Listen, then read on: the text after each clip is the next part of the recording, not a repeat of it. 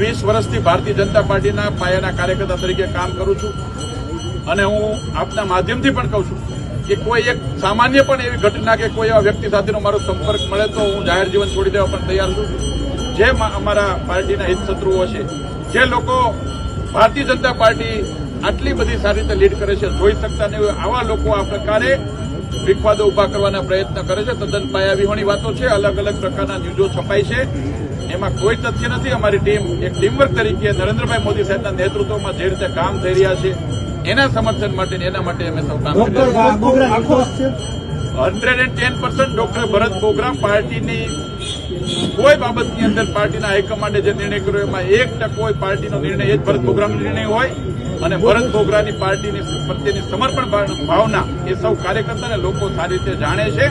અને હું હજી કહું છું કે હું એક નહીં, ભારતીય જનતા પાર્ટીનો એક પણ કાર્યકર્તા એક પણ જગ્યાએ કોઈ ખોટી બાબતમાં જોડાયેલો એવો એક પુરાવો તમે આપો, અમે બધું જ છોડી દઈએ.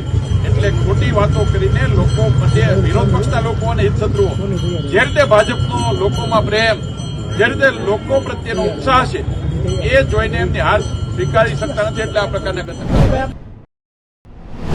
જે રાજકોટ લોકસભામાં પ્રદેશ ભાજપની અને રાષ્ટ્રીય ભાજપની યોજના અનુસાર આજે 8 તારીખથી 16 તારીખ સુધી મોદી સભા એટલે લગભગ રાજકોટ મહાનગરમાં 85 જેટલી સભાનું આયોજન છે. આજના દિવસે એક સાથે રાજકોટ મહાનગરમાં અલગ અલગ વિધાનસભામાં 11 જેટલી મોદી સભાનું આયોજન છે. એના ભાગરૂપે આજે અહીંયા પણ એક મોદી સભાનું આયોજન છે.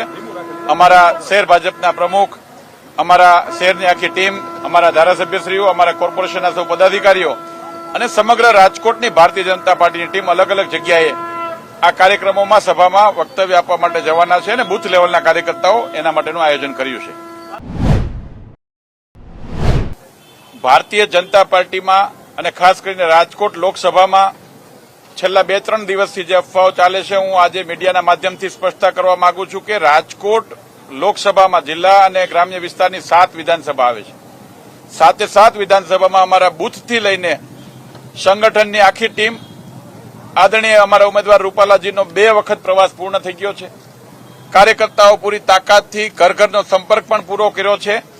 આખી ટીમ, અમારા સિનિયર આગેવાનો આદરણીય વજુભાઈ વાળા સાહેબ હોય, આદરણીય વિજયભાઈ રૂપાણી સાહેબ હોય, અમારા સિનિયર નેતાઓ, અમારા શહેર ભાજપના પ્રમુખ મુકેશભાઈ, એમની આખી ટીમ, અમારા કોર્પોરેશનના મેયર નૈનાબેન ને એમની આખી ટીમ, અમારા ધારાસભ્યો સાથે અમારા પ્રદેશના પદાધિકારીઓ બધા એક ટીમવર્કથી ખૂબ સુંદર રીતે લોકો સુધી જઈ રહ્યા છે અને લોકોનો ઉત્સાહ પણ અલૌકિક છે. આદરણીય નરેન્દ્રભાઈ મોદી સાહેબના નેતૃત્વમાં પાર્ટીના કાર્યકર્તાઓ થનગની રહ્યા છે. ખૂબ સારી રીતે કામ થઈ રહ્યું છે. એટલે રાજકોટ મહાનગરમાં કે રાજકોટ જિલ્લામાં કે રાજકોટ લોકસભામાં ભારતીય જનતા પાર્ટીમાં કોઈ વિખવાદ નથી. એક ટીમ તરીકે સૌ કામ કરે છે અને હું વિશ્વાસ આપું છું કે 5 લાખથી વધારે લીડે રાજકોટની સીટ અમે સૌ કાર્યકર્તાઓ તાકાત સાથે આદરણીય રૂપાલાજીને જીતાડીશું. આજે આ કાર્યક્રમમાં આવ્યા છીએ તો તમને જ ખબર પડ્યું છે કે જવાબદારીઓ છે કે નથી. હું આ જ વાત કરું છું કે કાર્યકર્તાઓમાં અમારા હાઈકમાન્ડને ભારતીય જનતા પાર્ટીના બધા જ કાર્યકર્તાઓ પર વિશ્વાસ છે, ભરોસો છે. કોઈ કાર્યકર્તાને કોઈ જવાબદારી ઓછી કરી હોય, વધારે કરી એવું જરાય નથી. બધા જ કાર્યકર્તાઓ પોતાની જવાબદારી પ્રમાણે કામ કરે છે અને હાઈકમાન્ડનો ભરોસો એ વર્ષોથી કામ કરતા કાર્યકર્તાઓ પર છે અને કોઈ જગ્યાએ કોઈ હાઈકમાન્ડે કોઈને કંઈ પૂછ્યું પણ નથી. આ એકદમ સ્વતંત્ર અફવાદ છે. 60,000 લોકો પ્રદેશ ભાજપની યોજના અનુસાર 60,000 લોકો, એ હું સમિતિનો અધ્યક્ષ હતો, 60,000 લોકો આમાં જોડાણા છે. એ વખતે જોડાણા હોય ત્યારે કઈ કાર્યકર્તાઓને કઈ પ્રકારની માનસિકતા છે એનું કોઈ માપવાનું મીટર આવતું નથી.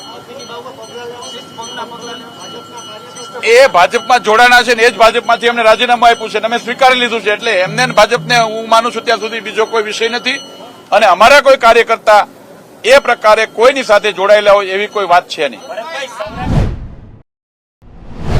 100% ક્ષત્રિય સમાજની એક નિવેદનના મામલે રોષ ઉભો થયો હતો.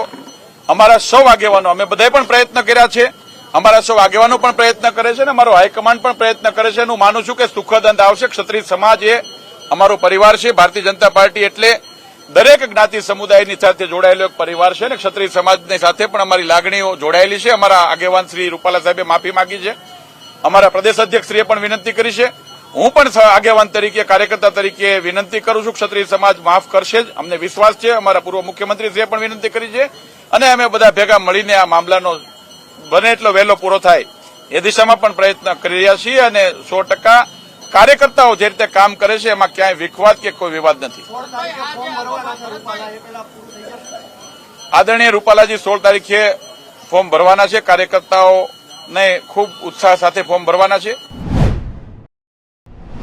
હું 20 વર્ષથી ભારતીય જનતા પાર્ટીના પાયાના કાર્યકર્તા તરીકે કામ કરું છું અને હું આપના માધ્યમથી પણ કહું છું કે કોઈ એક સામાન્ય પણ એવી ઘટના કે કોઈ એવા વ્યક્તિ સાથેનો મારો સંપર્ક મળે તો હું જાહેર જીવન છોડી દેવા પણ તૈયાર છું. જે અમારા પાર્ટીના હિતશત્રુઓ છે, જે લોકો ભારતીય જનતા પાર્ટી આટલી બધી સારી રીતે લીડ કરે છે, જોઈ શકતા નહીં હોય આવા લોકો આ પ્રકારે વિખવાદો ઉભા કરવાના પ્રયત્ન કરે છે. તદ્દન પાયાવિહોણી વાતો છે. અલગ અલગ પ્રકારના ન્યૂઝો છપાય છે. એમાં કોઈ તથ્ય નથી. અમારી ટીમ એક ટીમવર્ક તરીકે નરેન્દ્રભાઈ મોદી સાહેબના નેતૃત્વમાં જે રીતે કામ થઈ રહ્યા છે એના સમર્થન માટે એના માટે અમે સૌ કામ કરી રહ્યા છીએ.